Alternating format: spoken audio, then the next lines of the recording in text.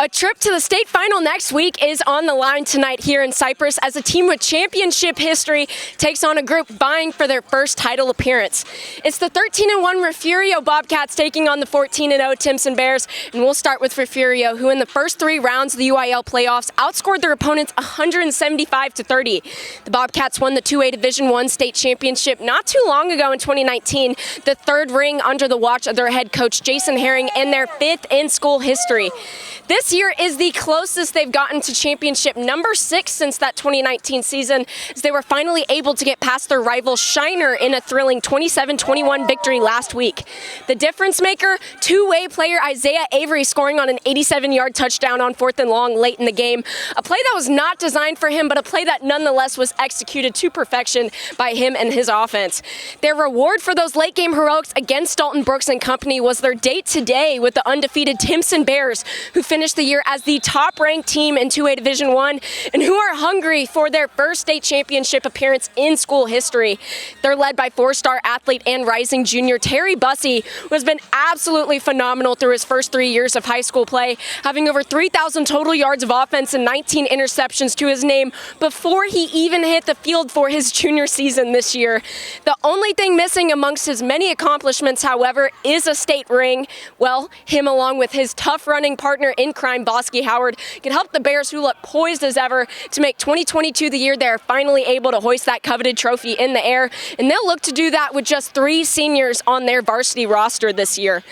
It's a battle of young but speedy teams tonight here at Cy-Fair FCU Stadium, and I'll have you covered on all of it here from the sidelines, so make sure to follow along with me tonight for updates. Signing off until halftime, I'm Haley Stum, Bite Media.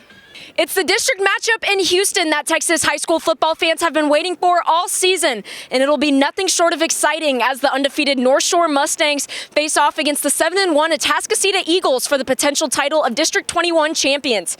Atascocita ranks 7th amongst Texas 6A programs, according to Dave Campbell's Texas Football, and North Shore sits at the very top of that list, also being ranked 10th nationally by USA Today. Let's take a look at both teams, starting with the reigning 6A Division I state champion North Shore, who is looking for their 4th state title in 5 years. They're trying to stay on the hunt for that ring without their starting quarterback, Caleb Bailey, who was sidelined by an injury almost a month ago, but his UTSA-bound receiver, David Amador, has filled in taking the snaps quite nicely. He can shoulder Bailey's dual-threat duties, being able to obviously run but also throw, and he'll use his shifty senior running back, Rashad Johnson, on his side to complement his play. Defensively, the Mustangs are known to be suffocating, and that's primarily because of the pair of 4-stars they bolster in safety Javen Anderson and defensive back Jacoby Davis. Anderson is very sound at every aspect of the safety position, and Davis possesses physicality off the line to give receivers trouble and hit hard. The Mustangs aren't the only ones who spotlight star power on their defense, however, for the Eagles possess 4-star junior corner Braylon Conley, who has been instrumental to keeping opposing offenses out of the air all season.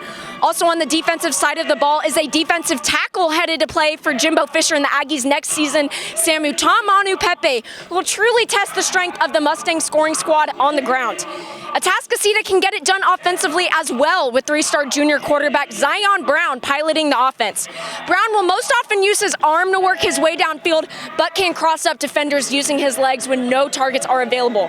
He can look to his 4-star sophomore running back, Torrey Blaylock, to get the job done as well. He's quick, he's dynamic, and I've seen him bust through a defensive line all on his own, so he's an athlete the Mustang defensive coordinator needs to be mindful of when calling the game tonight. 2 teams that have been dominating opponents all season long go toe-to-toe tonight, and I'll be here for it all, so make sure you stick around with me as I'll have you covered from the sidelines with all the action. Signing off until halftime, I'm Haley Stum, Bite Media. Defensively, the Tigers are going to have their hands full with one of the most explosive offenses in the state in the Westfield Mustangs. The ringleader of that Mustang offense is none other than their quarterback, PJ Hatter, who came over from Klein Oak after 2021 and has just had a monster season. Check out these numbers: 2,560 yards passing, 41 touchdowns in the air, and just 4 interceptions, not to mention 7 more scoring touchdowns on the ground as well. Westfield flexed their muscles on offense again like they have been all year last week, beating Conroe 63-3. They're averaging 56.5 points a night, which is almost 3 times the national average. Just some unbelievable stuff from Matt Meekins and his staff. The biggest question surrounding the Bridgeland offense is who will get the start at quarterback tonight. For head coach David Raffield has alternated between junior Hudson Pollard and sophomore Jet Lewis. Lewis getting the ball in last week's winner-go-home game against Cy Springs. Whoever gets the ball in this game could be the difference between advancing to the area round and ending their postseason run, and we'll see how that all plays out in just under an hour. And the defenses of both of these teams have to find a way to control the opposing team's run games if they want to come away victorious.